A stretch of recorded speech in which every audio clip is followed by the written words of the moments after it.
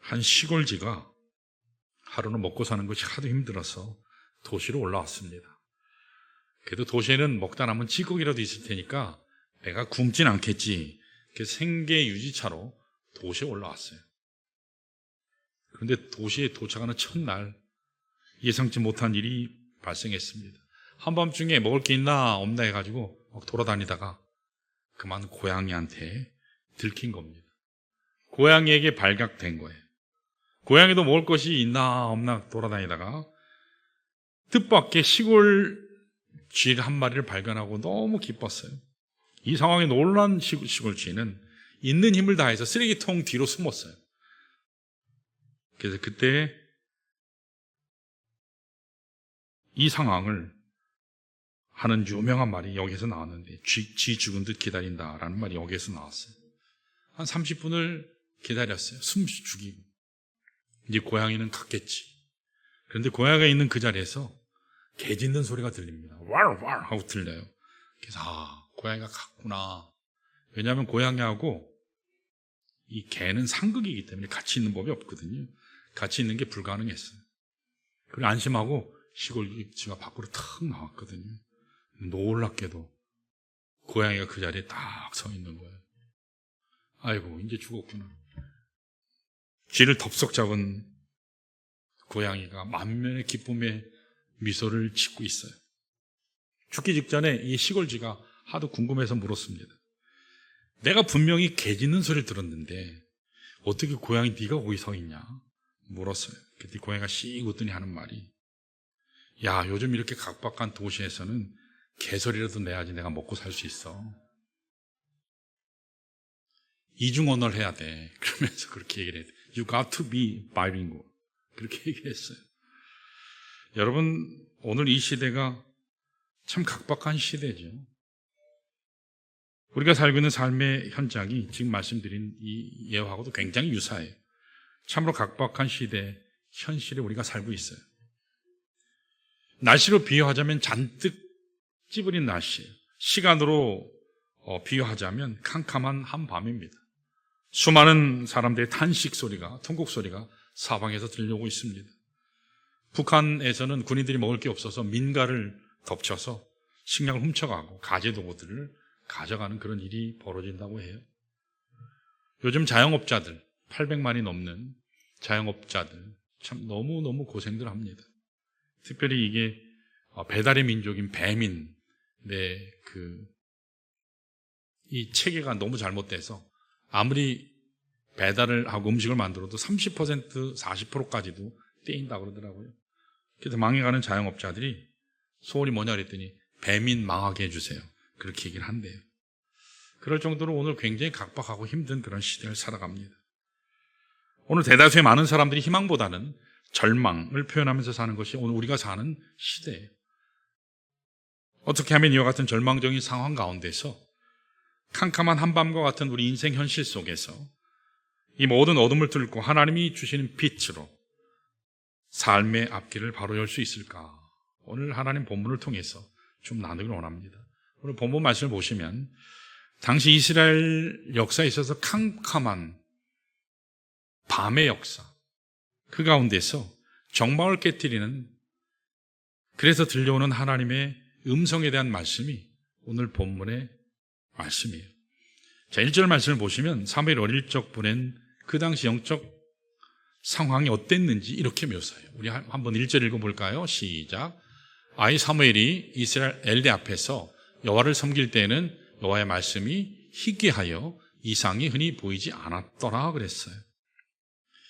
영적인 어두운 시대, 그것이 바로 사무엘이 살았던 그런 시대였습니다. 우리 2절을 또 한번 볼까요? 2절에 보면 이렇게 나와요. 당시 영적 지도자가 할 수 있는 엘리 제사장이 읽어봅니다. 시작. 엘리 눈이 점점 어두워가서 잘 보지 못하는 그때, 눈이 어두워서 하나님의 사람이, 대제사장이 눈이 어두워서 볼 수 없다고 얘기를 해요. 이것은 영적인 의미도 포함돼요. 요약하자면 사무엘이 성장하는 이 시기는 이스라엘 민족 역사에 있어서 가장 최악의 암흑기라고 할 수 있어요. 말씀이 멈춰버렸어요. 환상은 더 이상 보이지 않습니다. 앞이 전혀 보이지 않는 영적인 가시거리가 있어요.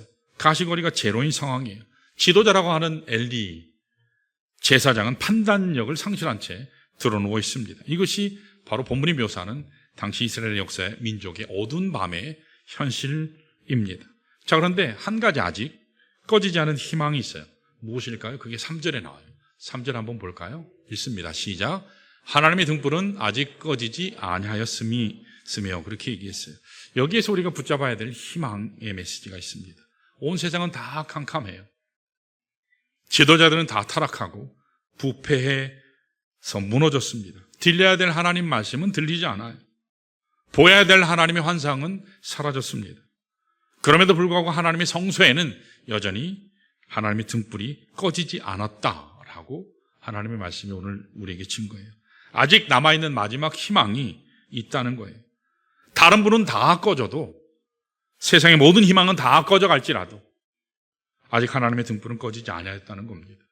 자, 그런데 우리가 지금이라도 하나님의 성소를 향해서 나가기만 하면 하나님께서 오늘 우리에게도 등불로, 진리로, 생명으로 역사하실 줄로 믿습니다. 오늘 이 시대에 인간적인 시도가 다 막혔다. 내가 아무리 노력해도 되는 게 없다. 사업장이 문을 닫고 직장이 폐쇄하고 의사가 당신은 더 이상 살 수 없습니다 라고 진단하고 선포한다 할지라도 생명의 불이 다 꺼진 것은 아니다.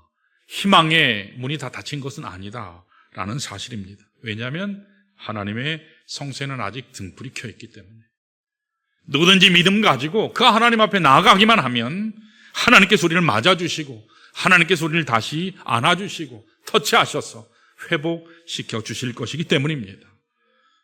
우리 모두에게 필요한 하나님의 음성을 우리가 이 시간 듣기를 원합니다. 오늘 여러분과 저에게 하나님의 음성이 필요해요. 하나님의 음성을 들어야만 길을 찾을 수 있어요. 하나님의 음성을 들어야만 우리가 살아날 수 있습니다. 하나님의 음성을 들어야 우리 앞길이 환해진다는 사실입니다. 어떻게 할 때 하나님의 음성을 들을 수가 있을까? 오늘 본문을 통해서 사무엘을 통해서 우리가 어떻게 하나님의 음성을 들을 수 있을지, 인생의 가장 어두운 정막을 뚫고 들려오는 하나님의 음성을 여러분 들으시기를 축원합니다. 자, 첫 번째로 하나님의 음성 제대로 들으려면 따라합니다. 있어야 할 바른 곳에 있어야 한다. 여러분, 이 위치가 굉장히 중요해요. 위치가 바로 돼야 된다, 그 말씀이에요. 우리 위치가 바로 돼 있지 않으면 하나님이 아무리 말씀하셔도 들을 수가 없어요. 3절을 한번 볼까요? 거기 보면 3절 하반부를 보면 사무엘이 어디 있다가 하나님의 음성을 듣죠? 같이 읽습니다. 시작. 사무엘은 하나님의 궤에 있는 여호와의 전 안에 누웠더니 4절도 한번 볼까요? 4절이 이렇게 나와요. 읽습니다. 여호와께서 사무엘을 부르시는지라. 자, 사무엘을 하나님이 부르셨는데 사무엘이 어디에 있다가 들었어요? 여호와의 전 안에 있다가 들었다는 사실. 하나님의 성소, 하나님의 지성소, 하나님의 법궤가 있는 지성소 안에서 하나님의 음성을 들었다고 얘기해요. 다른 곳이 아니에요. 하나님의 성전 안에 있었기 때문에 하나님의 음성을 들었다는 거예요. 성막에 있다가 들었어요. 하나님의 언약궤가 있는 그곳에서 들었어요. 거기에서 하나님의 음성을 들은 겁니다. 여러분, 우리가 세상에 젖어 살면서 세상의 쾌락에, 죄악의 장소에 있으면 하나님이 아무리 말씀하셔도 들리질 않아요. 들을 수가 없어요. 여러분들이 아무리 귀를 기울여도 죄악의 현장에 있는 한은 하나님의 음성이 들리질 않아요. 내 삶의 위치가 성막 안에 들어올 때에, 내 삶의 위치가 지성소 안에 있을 때에 그때 하나님의 음성이 들리는 거예요. 나의 영의 위치가, 내 마음의 위치가 하나님 안에 들어와 있을 때, 하나님과 깊은 관계에 있을 때 그때 음성이 들리는 거예요. 내가 하고 싶은 거 다 하면서 하나님 계시는 지성소에 있지 아니하면서 다른 곳에 있으면서 왜 하나님은 내게 말씀하시지 않는가? 이것은 어불성설이에요. 여러분, 요한복음 15장 5절을 볼까요? 사도 바울은 우리 믿는 자가 있어야 될 영적인 바른 위치, 자리를 이렇게 얘기했어요. 우리 읽습니다. 시작. 나는 포도나무요, 너희는 가지라. 그가 내 안에, 내가 그 안에 거하면 사람이 열매를 많이 맺나니 나를 떠나서는 너희가 아무것도 할 수 없습니다. 자, 저기 보시면 아무것도 할 수 없는 때가 언제예요? 예수님 바깥에 있으면. do. 열심히 하잖아요. do. 그런데 nothing이에요. 내가 열심히 아무리 해도 남는 게 아무것도 없다는 거예요. 그리스도 바깥에 있을 때 우리가 모두 거해야 될 장소, 처소는 어딜까요? 포도나무이신 예수 그리스도 안입니다. 그 안에 거할 때 하나님이 주신 모든 자양분을 우리가 공급받을 수 있어요. 다른 데 가서 공급받으려고 해요.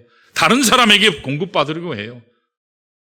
예수 안에서, 하나님 안에서 공급받을 수 있는 겁니다. 하나님의 공급하시는 모든 자원은 예수 안에서 우리가 얻을 수 있어요. 우리가 그리스도 안에 있을 때 열매를 맺을 수 있다는 사실입니다. 나는 열매가 없는데요. 잘 생각하셔야 돼요. 주님 안에 내가 있나? 내가 지성소 안에 있나? 내가 하나님의 성소에 머무나? 내가 하나님의 법궤 옆에 있는가? 그것을 여러분 점검하셔야 돼요. 이런 의미에서 여러분과 제가 진실로 하나님의 음성을 듣기를 원하면, 그 능력을 힘입어서 살기를 원하면, 내가 참 기쁜 가운데서 살기를 원하면 첫 번째로 해야 되는 게 내 삶의 위치를 바로 아셔야 돼요. 그래서 내가 지금 어디에 있나 점검하셔야 합니다. 내 마음의 자리를 항상 예수 그리스도 안에 두는 것, 이것이 참 중요해요. 하나님의 성경을 읽을 때 여러분 이 꼭 주술같이 하는 분이 있어요. 아, 하나님 오늘 저에게 말씀을 주시옵소서. 말씀을 주시옵소서. 딱 피는 순간 내 눈에 띄는 것이 하나님 내게 오늘 주신 말씀인 줄 믿습니다. 쫙 펴요. 눈에 띄는 걸 딱 보면 여러분 제대로 될까요? 여러분 이거 잡신들이나 하는 거예요. 그 YM 사역자 중에 조이 도슨이라고 하는 굉장히 신실한 하나님의 사람이 있는데, 이분이 이런 재미있는 예화를 얘기한 적이 있어요. 어떤 청년이 하나님의 뜻을 분별하겠다고 성경을 아침에 일어나서 기도하고, 하나님 제게 오늘 말씀을 주시옵소서 하고 있는 거 아무거나 쫙 폈어요. 쫙 폈더니 마태복음 27장 5절이 나왔어요. 그게 뭐라고 나왔는지 아세요? 이렇게 나왔어요. 읽을까요? 같이 시작.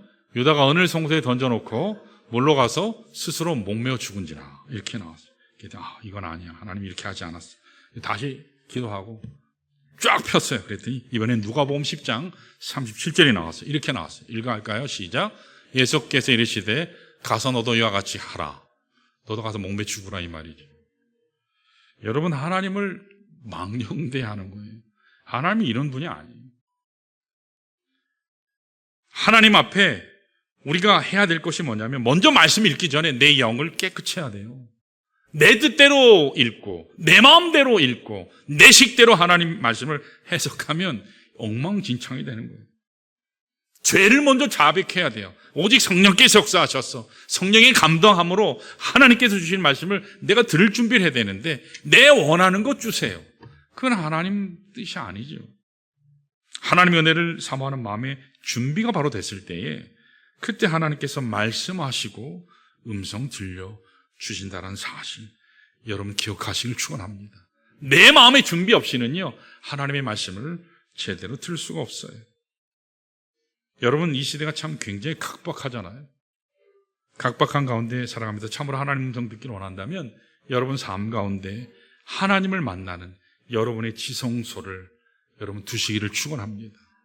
그곳이요, 여러분 식탁일 수도 있어요. 그것이 여러분 침대 위가 될 수도 있어요. 그것이 하나님의 교회당, 정기적으로 오셔서 예배드리는 이곳이 여러분 지성소가 될 수 있어요. 여러분이 하나님 만날 수 있는 성소가 있어야지 여러분 하나님 음성 들을 수 있어요. 여러분 자녀들이 모두가 다 잘 되기를 축원합니다. 자녀 잘 되는 거에 여러분 반대하는 부모 있나요? 내가 저놈을 낳은 걸 후회한다. 어쩌자고 저런 녀석을 낳아서 내가 이렇게 힘든가? 궁극적으로 그렇게 생각하는 부모는 아무도 없어요. 다 사랑해요. 어떻게 하든지 내 자식 잘 되기를 기도하고, 내 자식이 나보다 더 훌륭하고 나보다 더 잘 살기를 여러분 믿는 줄 믿습니다. 여러분 그렇게 다 소원하시잖아요. 그렇게 아닌 분들은 아무도 없을 거예요. 우리 자녀가 정말 영적으로 하나님 은혜 가운데 복받고 이 세상에서 탁월한 우리 자녀들이 되길 원한다면 하나님 아들답게 영적인 요셉처럼 에서들처럼 빛난 인생의 주인공 되길 원하면 우리 자녀들이 딴 데 가서 있게 하는 게 아니라 하나님 성막 안에, 하나님의 전 안에 거하게 해야 됩니다. 아멘. 그렇게 하셔야 돼요. 믿음 안에 거하게 해야 돼요. 여러분 대학 간다고 아이들이 효도하실 줄 아세요? 좋은 대학 간다고 아이들이 반드시 성공하실 줄 아세요? 절대 그렇지 않아요. 성막 안에 거할 때 아이들이 복 받아요. 성막 바깥에 있는 아이들이 어떻게 서울대를 갔어요?